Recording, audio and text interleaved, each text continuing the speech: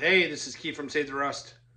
So I'm going to do one more video on our 1963 Triumph TR20. We're taking it apart. I've got everything kind of disassembled, and just going to go through one more time everything, what it looks like, and what's the plan for it. Follow along. So here's the two outer covers, and then these are for the front forks. That's going to get all prepped and polished. We'll have to remove one broken stud in here. This is what's going to be getting re-chromed. This is what's going to be getting, this is all the hardware, and other than the springs, it's all strictly hardware for the entire bike. I've got it all documented on what bolt fits where. And that's going to get all mostly zinc plated. And then we got, here's the front fender. What I've done is I've cleaned it all up. You can see, it's not perfect. There's some dents and stuff like that. So we're going to see if we can work some of that out and then polish it up.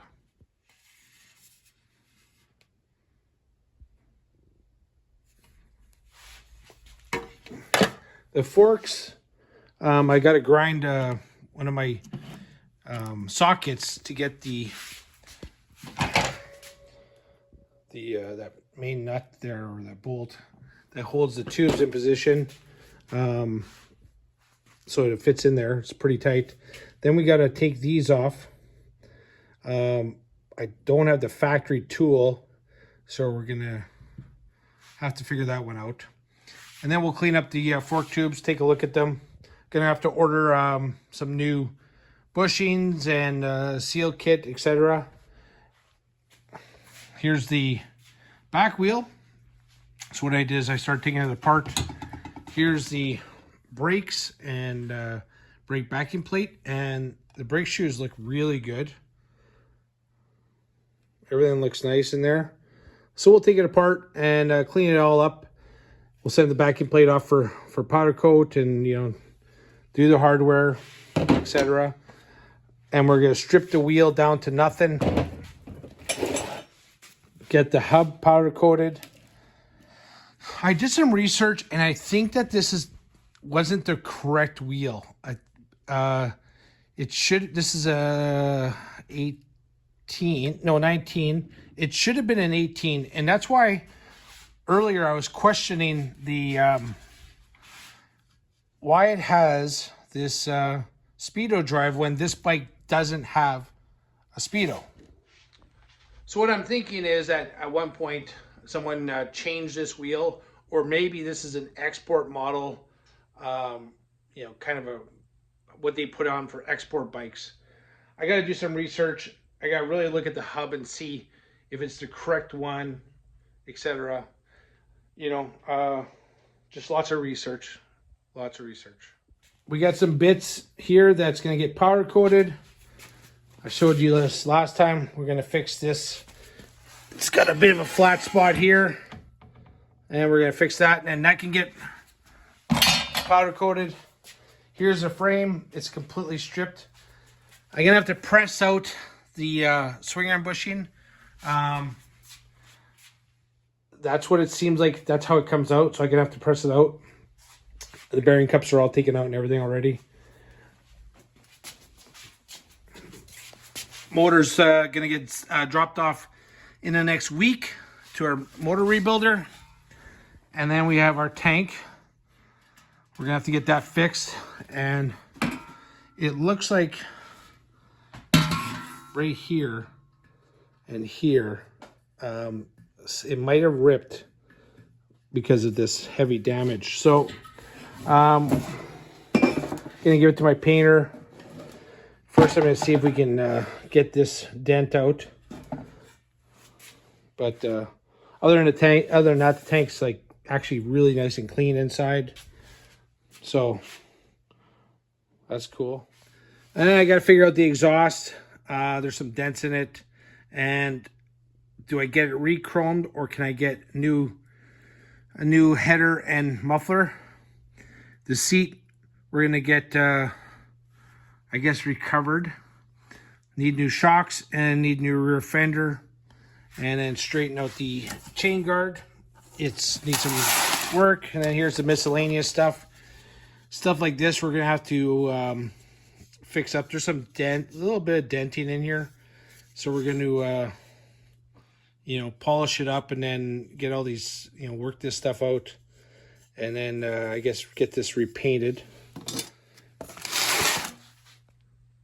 So go to take the brake vacuum plate off, and I found this kind of interesting. So I thought I'd share you something I've never seen before, at least not on anything I've worked on. So on both sides, there's this over top of the axle, there's this like spacer. It goes around the axle. Here's the other side, and you'll see that split. It's kind of interesting. I'm gonna show you how I'm gonna get it off. So I got a screwdriver and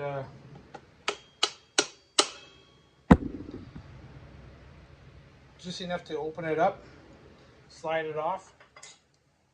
Kind of interesting. Never seen that before. And we'll do the same to the other side.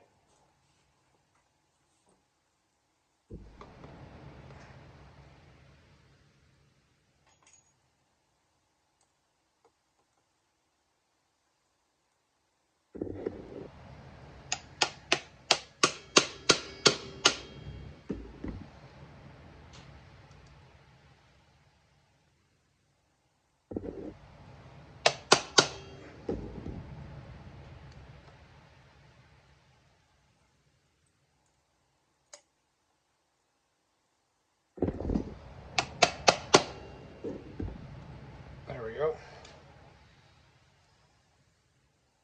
So that's what we pulled off. I've never seen that before.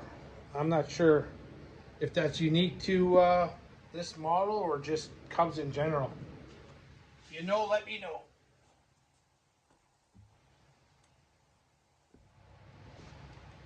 So we got that nut loose. Pull that off.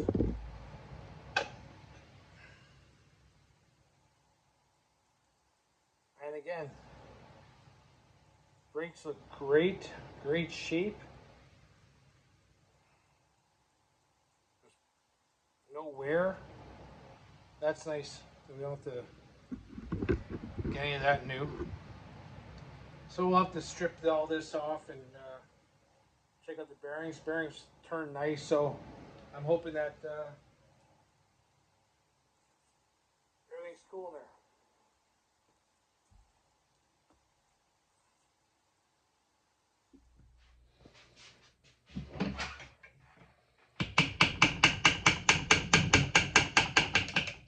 Again, I don't have the proper wrench, spanner.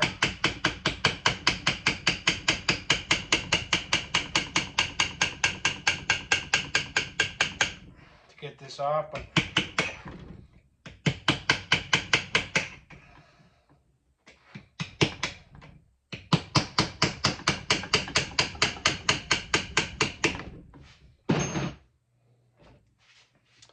we got the retainer out. It's threaded. Now we flipped it around, and we're going to slowly pound out this axle.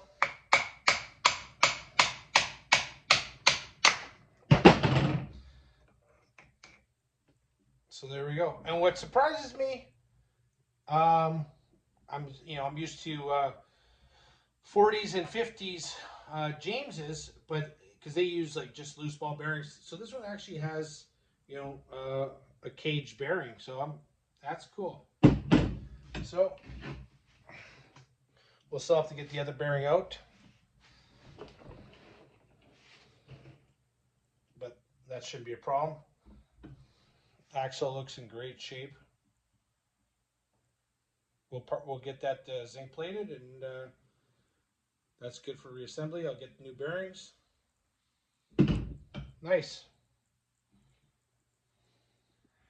So one of the things I wanted to show you too is I stripped the oil tank of everything, you know, all the fittings and everything, and I've been cleaning it out, and I'm not sure if you can see it, but there is a lot of metal debris in here. There you go, you can see it in that. So, you know, once we pull the motor apart, we're going to get a better idea of exactly what has failed, because you should not have the amount of metal debris that I see in here.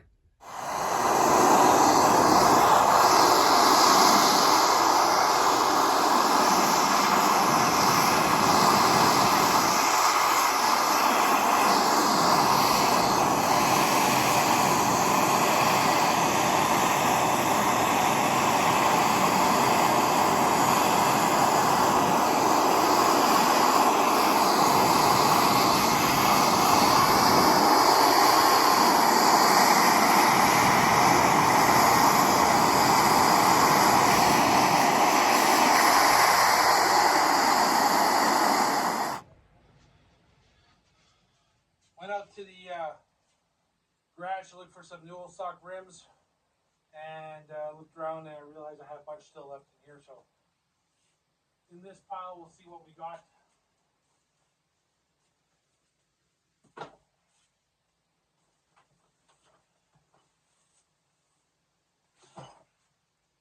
Bought out a couple of businesses over the years, some old bike shops. So that's how I ended up with a bunch of parts. This is new old stock Kawasaki rims.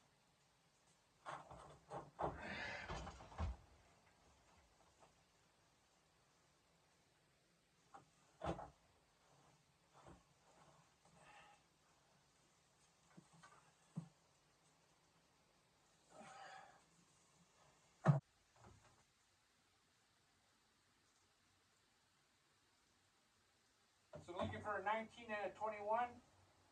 Here is a new old stock 21-inch WM1 / 21. So hopefully it's the same right width.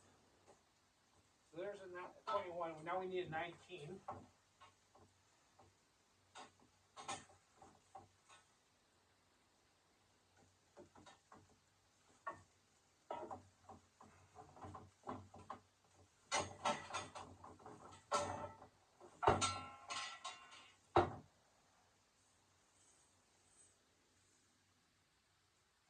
And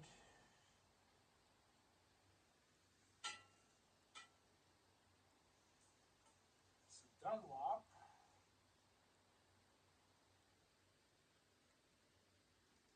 That should be right there, but I don't see it. That might be a 19.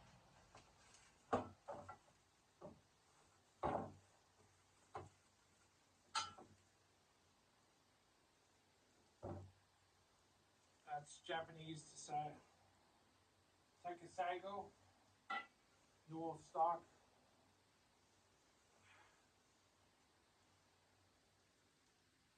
That's the tag for this one. Here's a cool one. Aluminum Acron, non-drilled.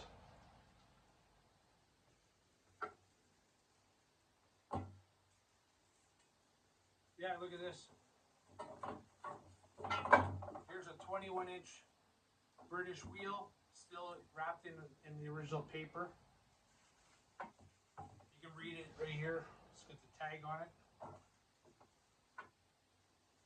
This one's a 22-inch Lanta. And this one here is another WM 121, so that's another 21-inch one. Let's see if this is the same. Yeah, I think this is also a 21-inch one.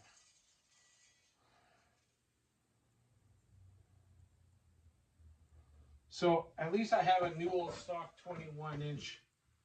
I don't have any 19s.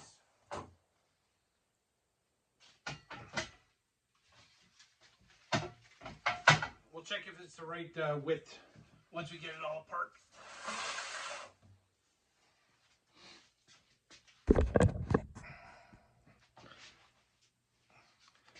There's the original tag. There's the original tag. Hold on there. There's the original tag. And if you can't read it, but right in here it says Dunlop. Made in England. WM1-21. It's all right here. Brand new. 1960s. Woo! So here's all the components for the rear wheel. Brake backing plate, that speedo mount, the axle, etc. Here's all the front stuff.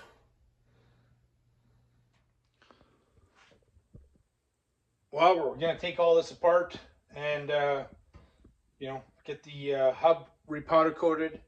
And then we'll figure out what kind of finish we're going to do on the spokes.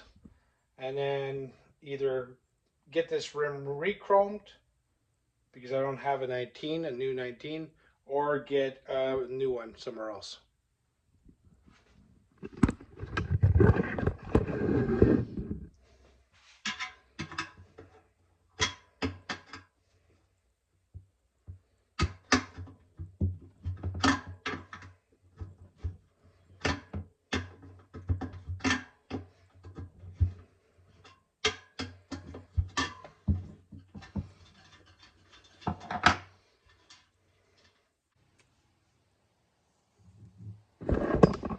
So we got that all done.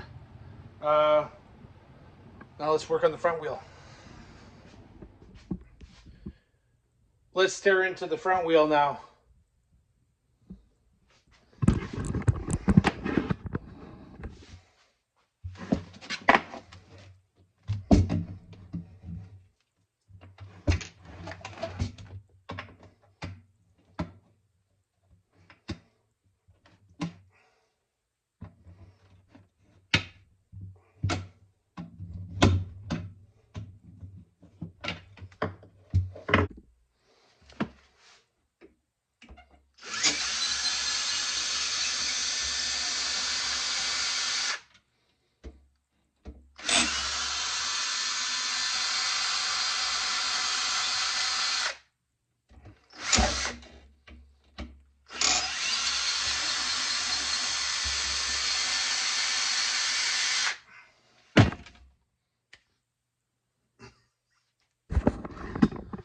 There we have it. There's the front wheel all apart.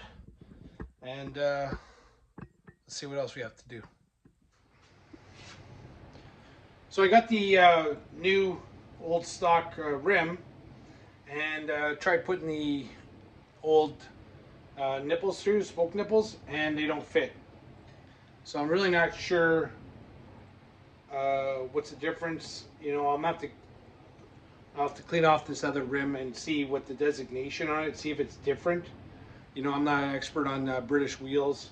A little disappointed. I wish we could have just, had this. I don't know if I can drill them out because it's chromed.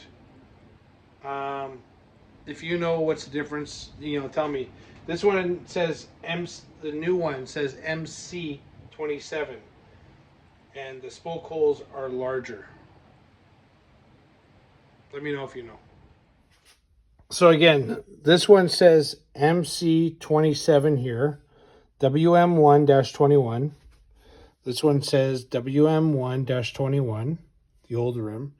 But then it also says right here, MC13, W1449.